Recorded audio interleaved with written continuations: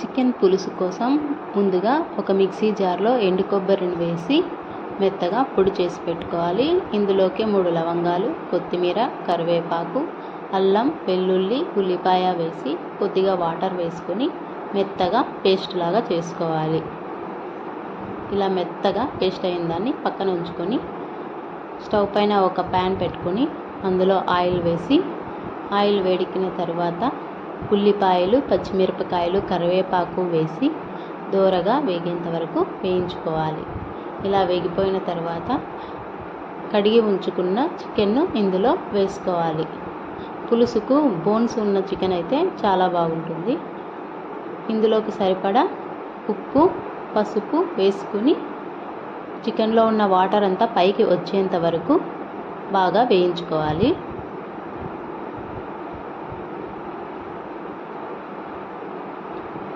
ఇలా కలుపుకుని చికెన్లో ఉన్న వాటర్ పైకి తేలేంత వరకు వేయించుకోవాలి. ఇలా వేయించుకున్న తర్వాత దీనికి సరిపడా కారం వేసుకోవాలి. పులుసు కూరకు కారం కొంచెం ఎక్కువగానే పడుతుంది. ఈ కారం అంతా బాగా వేగేంత వరకు వేయించుకోవాలి. అప్పుడే పులుసు చాలా రుచిగా ఉంటుంది. కారం అంతా బాగా వేగిన తర్వాత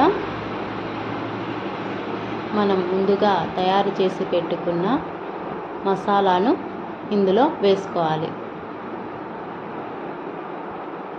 ఈ మసాలా పేస్టు పచ్చివాసన పోయేంత వరకు బాగా వేయించుకోవాలి.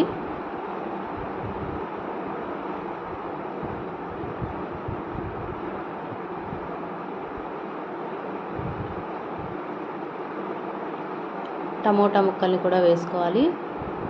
పులుసు కూరలో టమోటా వేస్తే చాలా బాగుంటుంది పులుసు.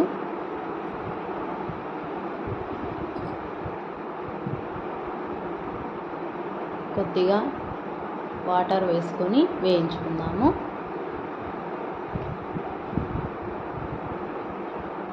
ఈ పులుసు కూర రాగి ముద్ద, దోశ, ఇడ్లీ అన్నింటిలోకి చాలా బాగుంటుంది.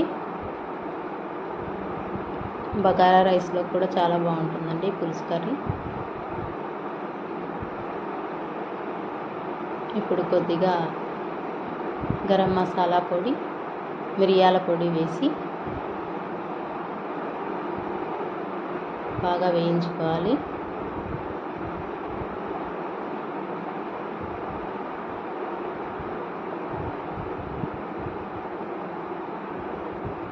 మిరియాల పొడి కర్రీ మొత్తం కలిసిపోయిన తర్వాత పులుసుకు సరిపడన్ని నీళ్ళు వేసుకొని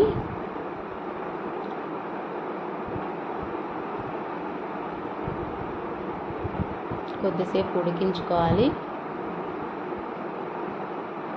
దీనికోసం కుక్కర్ మూత పెట్టేసేసి ఒక 3 విజిల్స్ వరకు ఉడికించుకుంటే చికెన్ బాగా మెత్తగా ఉడికిపోతుంది. అంతేనండి, చికెన్ పులుసు రెడీ అయ్యింది. ఎందులోకైనా ఇది చాలా బాగుంటుంది పులుసు. ట్రై చేయండి. నచ్చితే లైక్, షేర్ అండ్ సబ్స్క్రైబ్.